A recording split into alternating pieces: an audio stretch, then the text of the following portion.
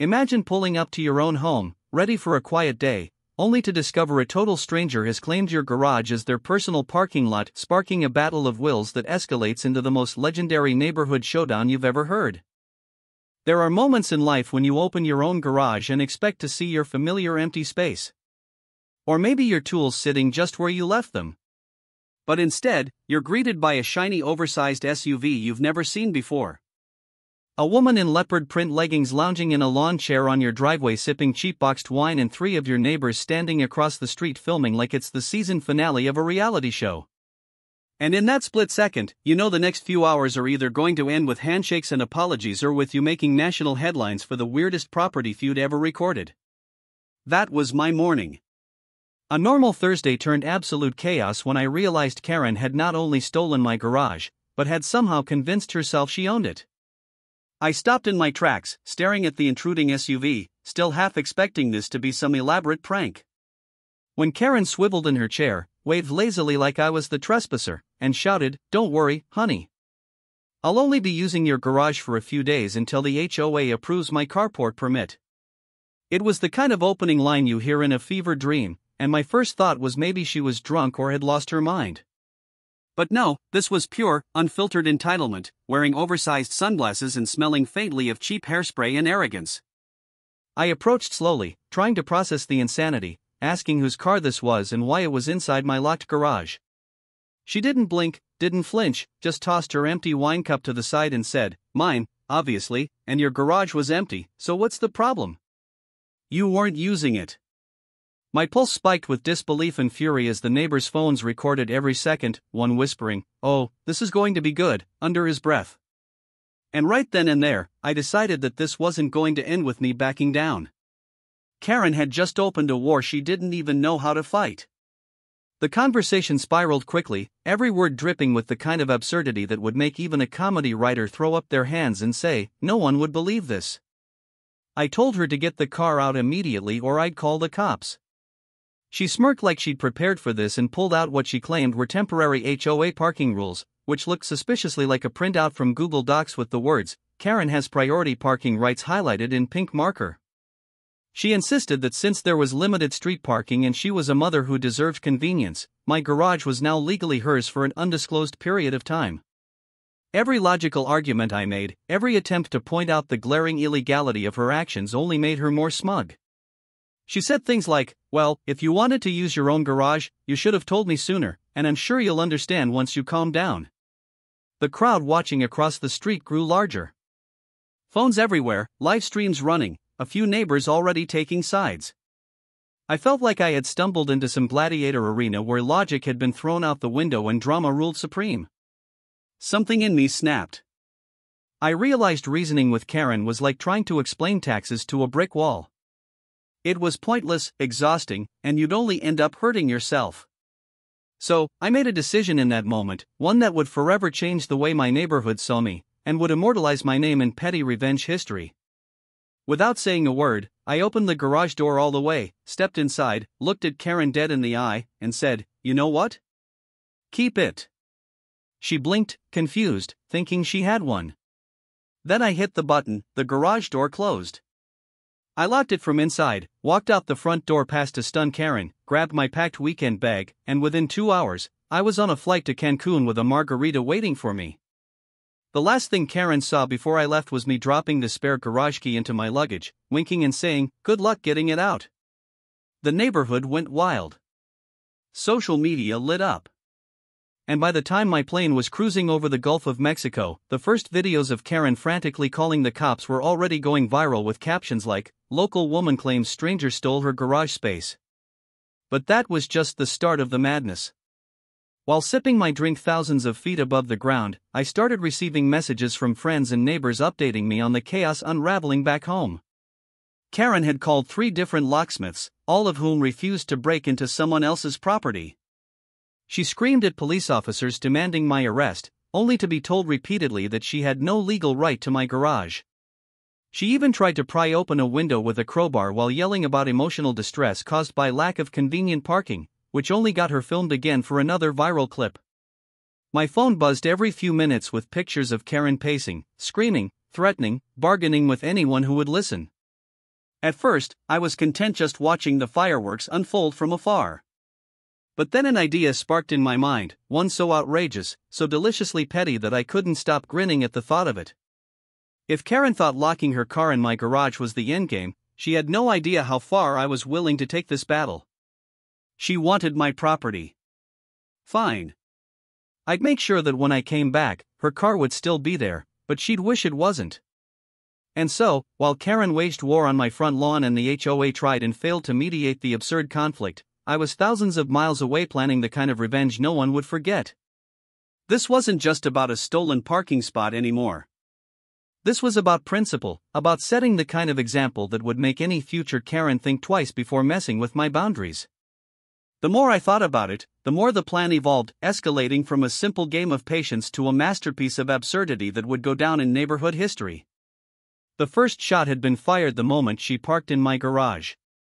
But what was coming next would make that moment look like child's play.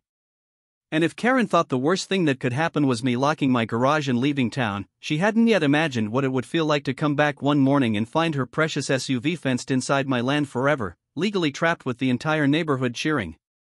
As the legend of the petty king was born, some people go on vacation to unwind, to forget their problems for a while, to let the sun melt away their stress. But as I sat poolside in Cancun with a cold drink in my hand and the ocean breeze carrying the sound of distant waves, I wasn't relaxing. I was orchestrating chaos from 1,000 miles away. The image of Karen pacing outside my locked garage while her car sat helplessly inside played on a loop in my head like the best reality TV show never aired on cable. My phone buzzed every few minutes. Updates pouring in from amused neighbors who had front row seats to the madness. Apparently, the cops had been called 3 separate times in the last 12 hours. Each visit ending the same way. Karen shrieking about her stolen property rights. Officers patiently explaining that it was my private garage and Karen stomping her foot like an enraged toddler because no one was taking her side. One neighbor even sent me a video of her throwing a tantrum when a tow truck refused to help. The driver telling her flatly, "Ma'am, I can't tow a car that's parked legally on private property," which only made her scream louder about injustice and persecution. The absurdity of it all left me grinning like a lunatic on vacation. And with every margarita I sipped, my resolve hardened. I wasn't just going to win this battle, I was going to turn it into legend.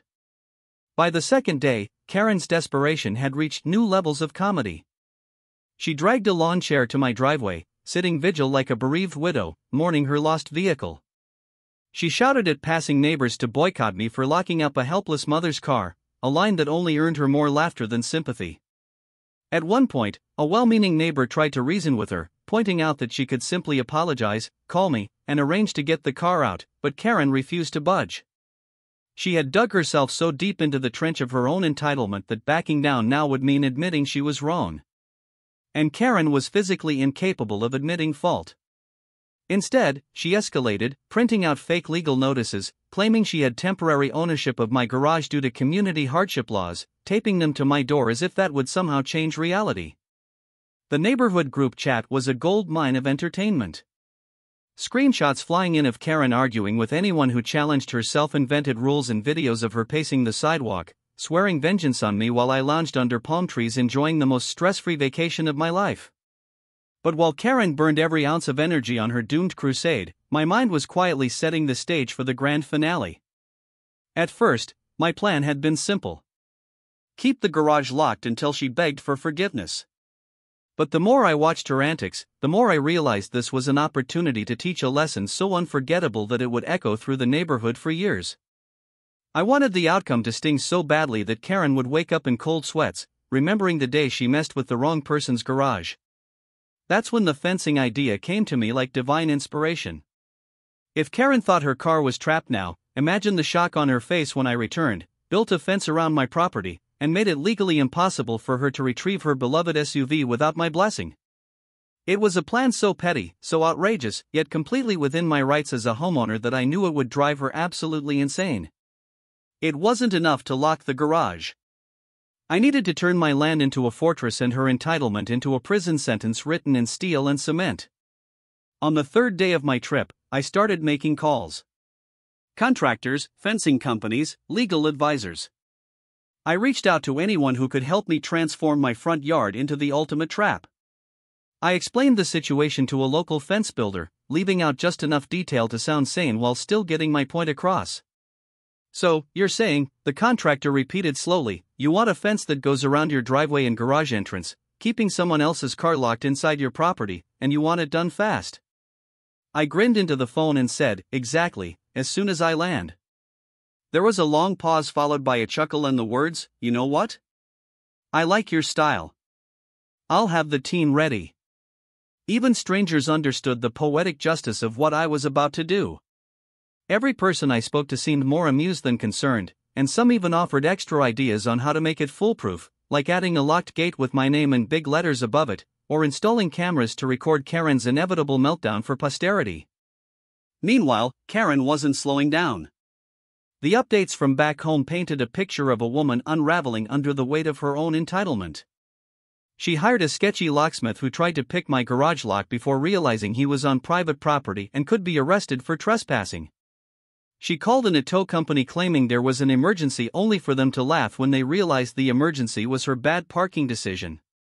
She even tried climbing in through a small garage window. Got stuck halfway and had to be pulled out by firefighters while the neighborhood erupted in laughter. Every time I saw a new video or photo, my resolve to build the fence grew stronger. This wasn't just about revenge anymore. It was about establishing a permanent boundary between my property and the chaos Karen brought with her everywhere she went. By the time my vacation was nearing its end, the entire neighborhood had turned into an audience eagerly awaiting my return. The group chat had split into two factions. Team Lock It Forever and Team Give It Back, though the latter had only two members, Karen and her equally delusional friend Nancy. Everyone else was sending me fence design suggestions, memes of Karen's rants, and countdowns to my flight home.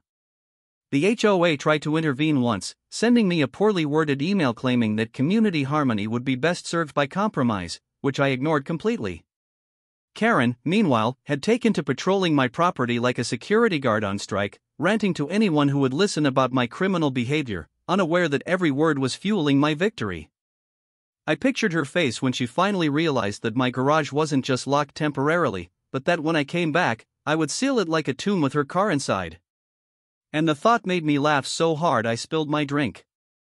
The morning of my flight back, I felt a strange mix of anticipation and glee, the kind of feeling a chess master gets before delivering checkmate. As the plane touched down, my phone lit up with messages from neighbors saying Karen had camped outside my house all night, certain that my return meant she'd finally get her car back. Little did she know, I was about to play the final card in a game she had started and had no chance of winning. As I stepped off the plane, I wasn't just returning from vacation. I was coming home to deliver a masterclass in boundary enforcement, a live-action lesson in why you never mess with someone's garage and expect to walk away unscathed. The real show was only about to begin, and Karen had no idea she was the star of it. The drive from the airport back to my house felt like the longest and yet most exciting ride of my life. Every mile bringing me closer to the scene of chaos that had consumed my neighborhood for days. My phone kept buzzing with notifications from neighbors sending me live updates and play-by-play commentary of Karen's latest antics. According to one message, she had been camped in my driveway since dawn with a folding chair, a megaphone, and a badly handwritten sign that read, "Free my car." Another neighbor texted a photo of her pacing like a tiger in a cage, yelling into her phone, presumably making empty legal threats to whoever would listen. I leaned back in the cab, grinning ear to ear, imagining her smug face finally crumbling when she realized I wasn't coming home to give her what she wanted, but to escalate this petty war to legendary status. As we turned onto my street, I saw a crowd of neighbors gathered near my property line, phones raised, excitement buzzing in the air like we were moments away from the finale of a blockbuster movie.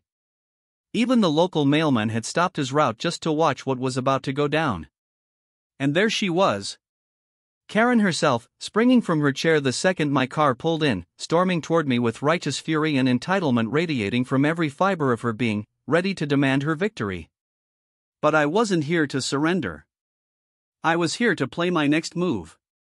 The second I stepped out of the car, Karen was in my face, shouting about lawsuits, emotional damages, and something about human rights violations because her car had been trapped for 4 days.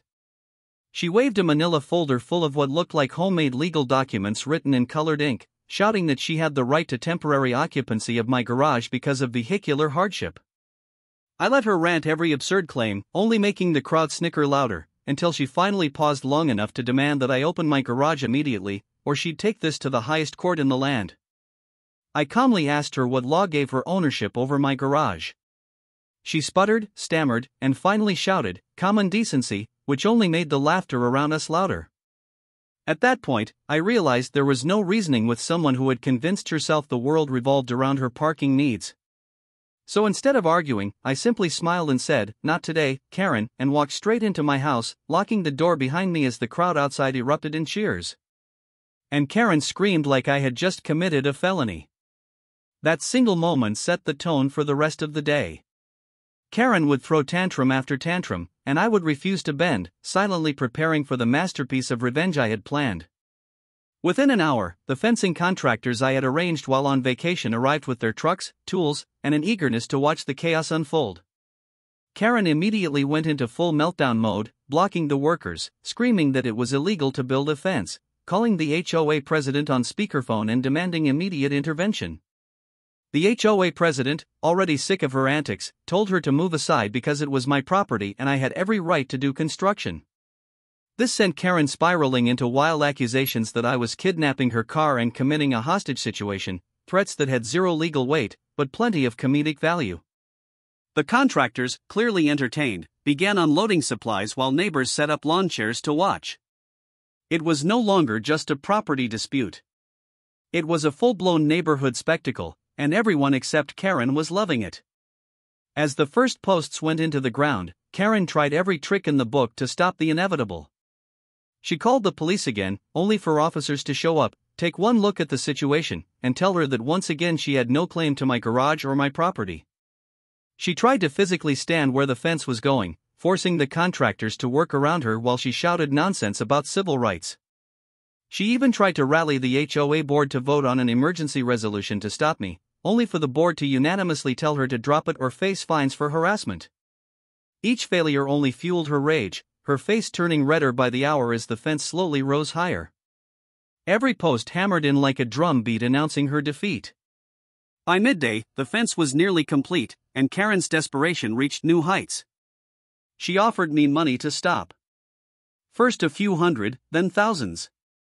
Then she tried to sweet-talk me with promises of future cooperation if I would just let her car go free. I refused every offer with a smile, telling her calmly that I had no problem with her car staying on my property since she seemed to love my garage so much. But now I was making sure it had a permanent home behind a nice secure barrier. The crowd roared with laughter at every exchange, the story spreading beyond the neighborhood as people live streamed the unfolding drama. I overheard one neighbor whispering that news reporters were asking for interviews about the garage hostage situation, which only made me work faster to finish the job before Karen could try some last-ditch PR stunt to twist the narrative in her favor. By late afternoon, the final section of fence went up. The contractors installed a locked gate, and there it was, Karen's SUV, gleaming helplessly in my driveway, fully enclosed on all sides with no path of escape. The crowd erupted in applause, cheering and clapping like I had just won a championship game. While Karen stood frozen in shock, finally realizing what I had done, she screamed that this was illegal, immoral, and un-American, promising to have me arrested, sued, and ruined within the week. I calmly handed her a copy of my property deed, pointed out the freshly installed private property, no trespassing signs on the fence, and wished her luck with any legal case that would allow her to claim ownership over a stranger's land. The look on her face was priceless, a mixture of rage, confusion, and disbelief that someone had finally outplayed her game of entitlement. As the sun set, the crowd dispersed, some neighbors still laughing, others congratulating me on the most epic display of boundary enforcement they had ever seen. Karen stayed long after everyone else left, pacing outside the fence, alternately sobbing, screaming, and threatening to bring real lawyers next time. I simply went inside, poured myself a drink, and sat by the window, watching her unravel, the satisfaction of victory washing over me like the ocean breeze from my vacation. This wasn't just revenge. This was a public lesson in what happens when you trample on someone else's property rights and expect to win. And deep down, I knew this battle wasn't over. Karen wasn't the type to accept defeat quietly. She would come back with more drama, more absurd claims, more desperate stunts to get her car back. But I was ready for every single one of them. The fence was only the beginning of her humiliation, and whatever move she made next, I had a feeling it would only dig her hole deeper, giving me another chance to show her and the entire neighborhood that entitlement always loses in the end. The morning after the fence went up felt like waking up in a different universe, one where my property was finally secure, and the long-standing reign of Karen's entitlement had been shattered. Yet somehow, I knew the war wasn't over. I poured myself a cup of coffee and peeked out the window, only to see Karen already stationed outside the fence like a guard dog, pacing back and forth, her hair a frizzy mess, phone glued to her ear as she barked orders to whoever was unlucky enough to be on the other end. It was clear she had spent the night plotting her next move, probably dreaming up every outlandish legal argument in existence to prove that my garage and now my fenced-in driveway belonged to her. But if she thought I was even remotely worried, she was mistaken. I was riding high on the satisfaction of having delivered the most outrageous and perfectly executed act of petty justice this neighborhood had ever seen. And there was no way I was backing down now. The fence was just the opening act. Whatever Karen had planned next, I was ready. And this time, I wanted to see just how far she'd go before reality finally sank in. By mid-morning, the circus had already begun. Karen had called in reinforcements, a woman who looked like her twin in both style and attitude, armed with a clipboard and an expression of pure smugness. Together, they marched to my front door and started banging like they had a warrant, demanding I come out and resolve the hostage situation. I opened the door slowly, coffee in hand, calm as a saint, and asked what they wanted this time. Karen's friend, who introduced herself as Nancy, launched into a speech about how they had reviewed the law and determined that community members have the right to reclaim lost parking spaces in the event of neighborhood emergencies. I asked her politely what kind of emergency involved stealing someone else's garage while they were out of town. Neither of them had an answer beyond shouting about how selfish I was being. When logic failed, Karen resorted to emotional blackmail, wailing about how her poor SUV had been traumatized from being locked away for days, how it was suffering from neglect, and how no decent neighbor would treat another human being this way. I had to bite my tongue to keep from laughing because the absurdity was beyond words. While their theatrics continued, more neighbors gathered to watch, phones out and recording every second, knowing full well this was going to be another legendary episode in what they were now calling GarageGate. Karen hated the attention, but she hated losing more. And every failed attempt to get sympathy only made her dig in deeper. When threats and guilt trips failed, she announced she had contacted a lawyer who would be arriving shortly to settle this matter legally. I waited with mild curiosity, sipping my coffee, wondering what kind of legitimate attorney would show up for this nonsense. Sure enough, a beat-up sedan pulled up an hour later and out stepped a man in a wrinkled suit holding a briefcase that looked older than he was. It didn't take long for everyone to realize Karen hadn't hired a real lawyer, but some guy off Craigslist who claimed he knew a thing or two about property rights. He strutted up to my door, announcing that he was there to represent Karen, and tried to intimidate me with vague legal threats about unlawful detainment of personal property. I asked him if he had any actual documentation proving Karen had a right to my garage or driveway. He stammered, muttered something about verbal agreements, and finally admitted he hadn't even passed the bar exam.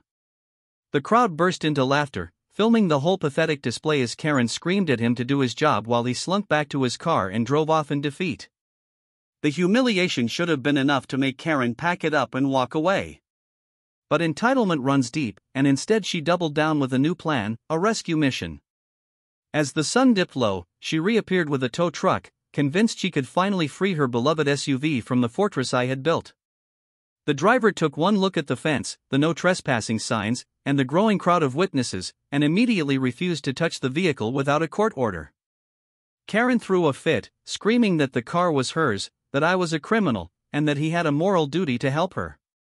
The tow truck driver, unfazed, told her to stop wasting his time and drove off, leaving her shrieking in the street as neighbors laughed and filmed from their lawns.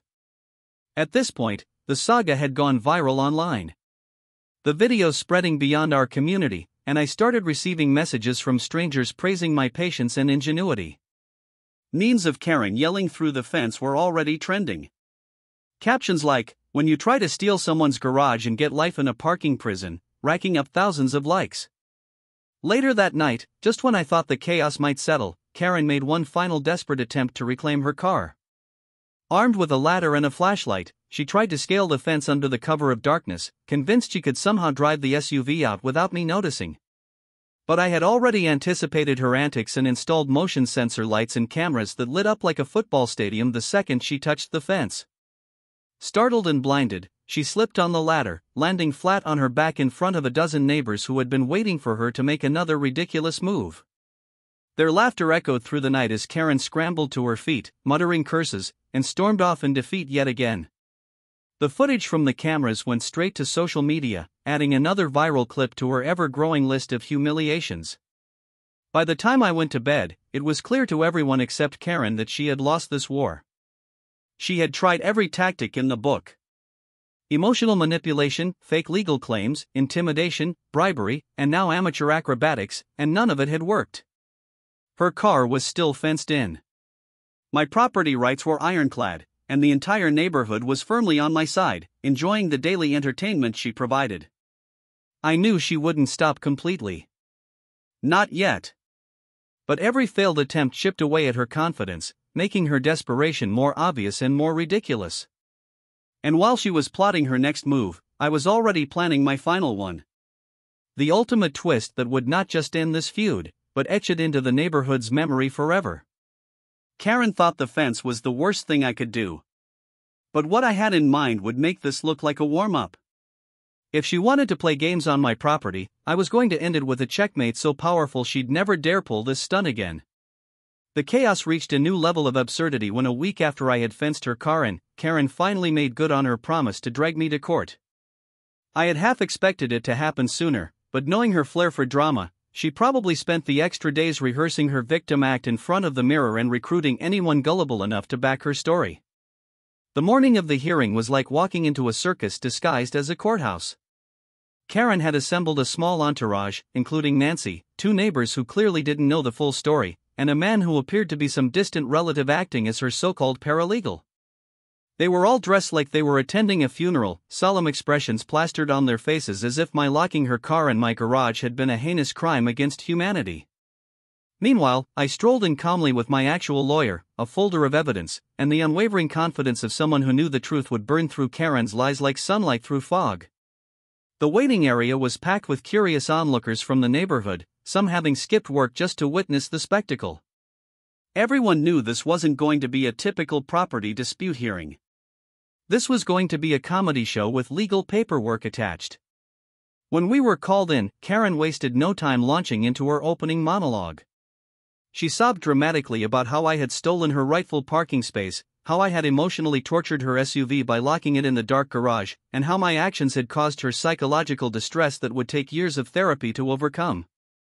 She waved fake documents in the air again, claiming they were HOA emergency rules granting her access to my garage. Though any fool could see they had been typed up in Comic Sans with a pink highlighter signature that looked suspiciously like her own. The judge, a grizzled man who had probably seen every ridiculous case imaginable, leaned back in his chair, rubbed his temples, and asked the simplest question possible. "Ma'am, do you have any legal document proving this garage is yours or that you had permission to park there?" Karen froze for a second before launching into another rant about fairness and community spirit.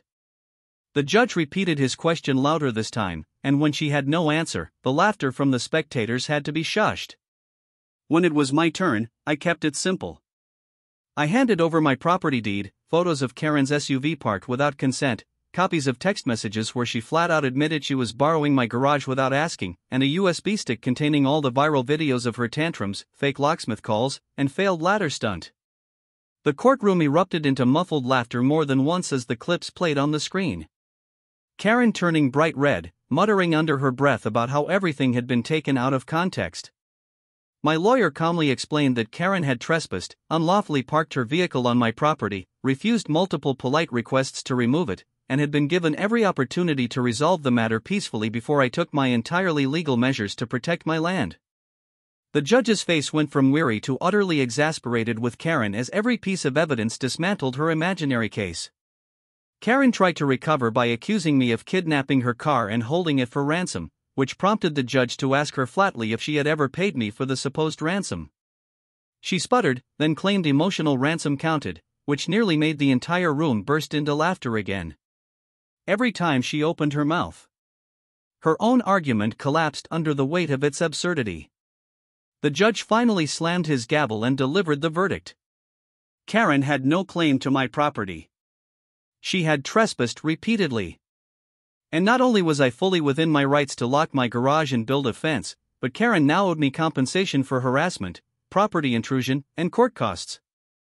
The gavel hit the desk with a final thud that felt like the sweetest music I'd ever heard, while Karen stood there frozen, mouth hanging open, her fantasy of courtroom victory crumbling into dust. The drama didn't end there. As we walked out of the courthouse, reporters who had caught wind of the viral story swarmed the steps, asking for statements. I gave a short, calm comment about the importance of respecting other people's property and left it at that. Karen, on the other hand, could not resist trying to salvage her reputation. She threw herself in front of the cameras, screeching about injustice, claiming the system was corrupt, and even hinting that I had bribed the judge. The reporters didn't buy a word of it, and the clips that aired on the evening news made her look even more unhinged than before. By the time the videos hit social media, the whole internet had turned her into a punchline. Memes of her screaming about car custody rights flooded every platform, and even national talk shows were joking about the garage hostage situation. Back in the neighborhood, the atmosphere was electric. I couldn't walk down the street without someone stopping to congratulate me on the win, handing me high fives, or offering drinks to celebrate. Karen, meanwhile, became a walking symbol of humiliation. Every time she left her house, whispers followed her. People chuckled and kids mimicked her tantrums by shouting, "My garage now," in exaggerated voices. The HOA, desperate to avoid further scandal, issued a formal apology to me for ever entertaining her ridiculous claims and announced new rules, explicitly forbidding anyone from borrowing another homeowner's property without consent. Karen's reign of entitlement was crumbling from all sides, but I knew deep down that someone as stubborn as her wouldn't give up entirely. She was already plotting a comeback. I could see it in her eyes every time they darted toward my fenced-in driveway like it was a dragon's hoard. She couldn't stop coveting. That night, I sat on my porch, sipping a cold drink, staring at the fence, glowing softly under the porch lights, listening to the sounds of laughter from neighbors, still talking about the courtroom fiasco. It felt like the climax of a story that had started with a single absurd act, her parking in my garage, and had now exploded into a neighborhood legend. Yet, even in victory, I felt the tension of unfinished business. Karen had been publicly humiliated, legally defeated, but something told me she wasn't done trying to claw her way back from this disaster. Her ego wouldn't let her admit defeat, and I could already imagine her cooking up some new scheme to get revenge or reclaim her car. That was fine with me. I was ready for whatever came next. The fence was strong. My rights were ironclad. And every move she made only added fuel to the wildfire of her own downfall. This wasn't just a petty feud anymore. This was a saga, and Karen had no idea the final chapter would make everything up to now look like child's play. The courtroom victory should have been the end of it. A clear and public declaration that Karen had lost and that my property was no longer fair game for her delusions of entitlement. But Karen was not the kind of person who accepted defeat quietly. Instead, she doubled down on her antics, somehow convinced she could still win in the court of public opinion, even though the actual court had laughed her out of the building. It started the very next morning when I woke up to the sound of shouting outside my house and found Karen pacing on the sidewalk with a megaphone, yelling to anyone who passed by that I was a garage thief and a tyrant who abuses innocent single mothers. The irony of her calling me a thief while her car was still illegally trapped on my property was so thick you could cut it with a knife. But that didn't stop her. She set up poster boards with slogans like "Justice for Karen's SUV" and "Free the hostage car," turning my driveway into a bizarre protest site. Some neighbors recorded the whole performance, uploading clips that quickly went viral, making Karen an even bigger laughingstock online than she already was. Yet in her mind, every honk from a passing car, every curious glance from a stranger was a sign that people were supporting her cause. She had entered a level of delusion few had dared to reach. And while it was infuriating at times, it was also comedy gold for the rest of us. But Karen wasn't content with just shouting on the street. She started flooding the neighborhood Facebook page with long, incoherent posts about how I had ruined her life, how the legal system was rigged against her, and how I had brainwashed the entire community into siding with me. She demanded boycotts, protests, even suggested forming a parking rights coalition to stop people like me from hoarding garage space while others suffered. The responses to her posts were brutal. People roasted her, shared screenshots of her fake legal papers, reminded her of the viral videos where she was caught screaming nonsense at police officers, and slipping off a ladder trying to break into my garage. Every attempt she made to salvage her reputation only dug the hole deeper. Yet she kept going, desperate to turn herself into the victim of a grand conspiracy. The attention she got only seemed to fuel her, even though most of it was mockery. Things escalated further when Karen attempted one final desperate act of sabotage to reclaim what she thought was hers. Late one night while I was watching TV, my motion sensors lit up and the cameras captured Karen sneaking around the fence with a set of bolt cutters, whispering angrily to herself as she tried to cut through steel like she was starring in some low-budget heist movie. She made it about 10 seconds before the floodlights came on, alarms blared, and half the neighborhood came outside to watch her freeze like a deer in headlights. She tried to play it off as if she had just dropped something near the fence, but the evidence was undeniable. The police were called yet again, and this time they issued her a formal warning that any more trespassing attempts would lead to criminal charges. She screamed about corruption and favoritism, but nobody was buying it. Videos of the entire debacle went viral by morning, earning millions of views and a new nickname for Karen online: the Garage Bandit. The comments were ruthless. People across the country turning her entitled rampage into the punchline of the week. Meanwhile, I decided it was time to go on the offensive. Not just to end Karen's nonsense once and for all, but to make sure the whole neighborhood learned the lesson she refused to understand. You don't mess with someone's property and expect to walk away unscathed. With the help of a tech-savvy neighbor, I compiled all the footage from the very beginning of this saga. Karen parking in my garage without permission. Every tantrum, every fake legal claim, every ridiculous rescue attempt, and turned it into a perfectly edited video that told the entire story like a blockbuster movie trailer. We added dramatic music, slow-mo clips of her ladder fall, subtitles for her most outrageous quotes, and even a mock narrator saying, "In a world where entitlement knows no bounds, one man dared to fight back." I posted the video online, and within hours it exploded, gaining millions of views, getting shared by influencers and turning Karen into the most infamous HOA menace the internet had ever seen. People begged for updates, made remixes of her screaming, and even started a petition for me to be crowned the king of property rights. Karen, of course, claimed I had defamed her, but every clip was raw, unedited proof of her own actions, leaving her with no leg to stand on. The fallout from the viral fame was brutal for her. Strangers drove by just to laugh at her. Reporters showed up trying to interview the woman who lost a car custody battle. The HOA had to hold an emergency meeting to deal with the avalanche of complaints about her behavior, eventually suspending her voting rights and threatening her with expulsion from the community if she caused any more disturbances. Businesses she frequented refused to serve her because they were tired of her theatrics following her everywhere. Even Nancy, her ever-loyal sidekick, started distancing herself, clearly realizing that being Karen's friend was social suicide at this point. Yet Karen still clung to the fantasy that somehow someway she would come out on top, that there was a magic loophole or a public uprising waiting to hand her victory over a battle she had never deserved to win in the first place. One evening, as I watched her sulking on the sidewalk outside my fence, muttering to herself about injustice, it hit me how far this whole thing had spiraled. What started as a simple case of someone parking where they shouldn't had become a nationwide spectacle, a cautionary tale told over dinner tables and shared in online groups about what happens when entitlement goes unchecked.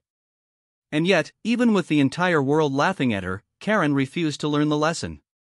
That's when I decided the final act needed to happen soon. The court win, the fence, the viral humiliation. None of it had truly ended this feud because Karen's ego couldn't let it end. I needed something so undeniable, so absolute that even Karen would be forced to accept defeat. I didn't know exactly what form that final twist would take yet, but I knew it had to happen. Until then, I sat back, content with the knowledge that no matter what she tried, she had already lost. Her car remained trapped where she had left it, fenced and legally secured, a monument to her arrogance. And every day she walked past it was another reminder that she had created this mess herself. I just made sure the entire world saw it play out. And for that, I slept better than ever, knowing justice had never been so entertaining. The weeks dragged on after the viral storm reached its peak. Yet Karen still clung to her delusion like a lifeline, circling my property day after day, staring at the fence as if sheer willpower could make it disappear and free the SUV that had started this entire nightmare. Neighbors had long since grown bored of her rants, turning their attention to other gossip, but Karen never stopped muttering threats, filing bogus complaints to the HOA, and shouting from the sidewalk that one day justice would be hers. I had almost grown used to her daily routine, the way she'd pace back and forth like a caged animal, glaring at me through the bars she had forced me to build. But beneath my calm exterior, I was quietly planning my final move. A twist so sharp and humiliating that even Karen's warped mind wouldn't be able to twist it into a victory. I wasn't content with a simple win anymore. I wanted an ending that would burn into everyone's memory and put this saga to rest for good, leaving no room for her entitlement to ever rise again. It all started with a call to my lawyer and a few strategic conversations with local authorities about the abandoned vehicle laws in our state. As it turned out, if a car sat unclaimed on private property for a certain period of time with repeated written notices ignored, the property owner could legally assume ownership through the court. Every step had to be documented perfectly, every letter sent through certified mail, every witness present, and I did it all to the letter. For 30 days, I gave Karen official notice after official notice. Each time handed directly to her or taped to the fence, where she screamed at me, but refused to sign or acknowledge anything. She was so convinced that her fake HOA rules and imaginary legal rights would someday win her car back that she ignored every opportunity to remove it peacefully. To her, signing anything would be an admission that she had lost, and Karen would rather saw her own foot off than admit defeat. That pride, that blinding arrogance became the noose she tied around her own neck. The day of the final court hearing to transfer ownership of the SUV to me was surreal. Karen arrived smug, thinking she was about to win back her car because she had brought yet another lawyer. This time, a cousin who claimed to have read a few legal blogs. The judge barely lasted 10 minutes before granting me full ownership on the grounds that Karen had abandoned her vehicle, had no legal claim to my property, and had ignored every lawful notice to reclaim it. The gavel came down, and just like that, the car that had sparked this entire war was mine, free and clear. Karen's face drained of color as reality crashed over her like a wave. The sound of laughter from the gallery almost drowning out her wails of protest. She screamed that this was theft, that the system was corrupt, that the judge was biased, but none of it mattered anymore. Legally, the SUV belonged to me, and Karen was just another bitter bystander watching her imagined victory slip forever out of reach. That night, as news of the court decision spread online, I prepared the final stage of my plan. The following morning, I posted an announcement on the neighborhood page and online. The infamous SUV, the star of the viral garage hostage saga, would be auctioned off with all proceeds going to a local charity that helped families struggling with housing insecurity. The response was immediate and overwhelming. People from across the state wanted a chance to own Karen's SUV, not for the car itself, but for the legend it represented. The day of the auction, my yard was packed with people laughing, joking, and celebrating what had become a community event. Even reporters showed up, covering the spectacle live as bids climbed higher and higher, fueled by a mix of humor, spite, and the desire to be part of internet history. Karen showed up, too, of course, standing just beyond the property line, screaming that the auction was illegal, that I was stealing her life, that I was a monster. But nobody listened. The law was on my side. The crowd drowned her out with cheers. And by the end of the day, the SUV was sold for a ridiculous price that I immediately donated to charity in front of everyone. The cheers that erupted were deafening. A final glorious chorus of support that washed away months of chaos in a single moment. Watching Karen crumble was almost sad if it hadn't been entirely of her own making. She stood there shaking, screaming threats no one believed, eyes wild as if the world had conspired to ruin her. But in truth, she had destroyed herself the moment she chose to park in my garage and declare it hers. Every step she had taken since had been a desperate attempt to justify the unjustifiable, to bend reality around her own selfishness, and reality had finally snapped back with brutal force. Her car was gone forever. Her reputation ruined beyond repair. Her influence in the neighborhood reduced to a joke everyone shared over backyard barbecues. The HOA formally censured her and started the process of removing her from the community altogether for her harassment and endless drama. By the end of the week, Karen was a ghost, packing up her house in shame, muttering about lawsuits she'd never win as a moving truck carried away the last of her things. The day she drove out of the neighborhood for the final time in a borrowed sedan, not even daring to glance in my direction, the entire block erupted in applause, a celebration of the end of her reign of entitlement. Standing there on my porch, watching the moving truck disappear, I felt a wave of satisfaction unlike anything I had ever known. This wasn't just a victory for me. It was a victory for every sane person who had ever been bullied, manipulated, or disrespected by someone like Karen. The fence still stood strong around my driveway, a monument to the absurd battle we had fought, a reminder that sometimes the only way to deal with entitlement is to show it the brick wall of reality and let it smash itself to pieces. The story of the garage hostage saga lived on long after she left, spreading online, turning into books, jokes, even a mini documentary. People learned from it, laughed at it, and shared it as a warning about the dangers of unchecked arrogance. And me, I went back to my quiet, peaceful life. No unwanted cars in my garage, no shouting matches on my lawn, just the serenity of a neighborhood finally free of drama. Sometimes I'd catch a glimpse of the fence and chuckle, remembering the chaos and how close it had come to spiraling out of control. But then I'd think of the final twist. The look on Karen's face as her car was legally taken from her and sold. The sound of the neighborhood cheering as she left, and I knew it had all been worth it. In the end, she had tried to steal my space, my peace, and my rights. And all she'd managed to do was hand me the perfect story of sweet, hilarious revenge that would be told for years to come.